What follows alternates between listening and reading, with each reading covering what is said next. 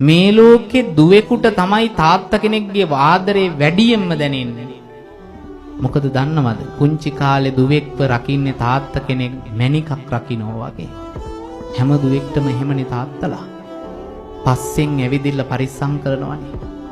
ළඟට ගිහිල්ලා දරුවට වචනයක් කාගෙන්වත් අහන්න දෙන්නේ නැහනේ. එහෙම රකින්න තමන්ගේ දුව දවසක කසාද බැඳලා යනකොට තාත්තට කොච්චර පපුවට දුකක් දැනෙනවද? අද වෙනකන් මට වතුරු ගුරක් හරි දීපු මගේ දුව අද මාව දාලා යනවා කියන දුක මේ මහ පොළවේ දුවෙකුට දරන්න බෑ. තාත්තා කෙනෙක් ඉන්නකොට නෙවෙයි පින්වතුනි, නැති වුනහමයි ඒ දුක දුවෙකුට දැනෙන්නේ. තාත්තලා ඒ දුක කොහොම දරන්නේ නැද්ද එතකොට? කසාද බැඳලා ගියාට පස්සේ දුකක් දැනුනොත්, කරදරයක් දැනුනොත්, ලෙඩක් දුකක් ඇදුනොත් කාටත් කලින් දුවෙකුට මතක් වෙන්නේ කවුද? තාත්තා.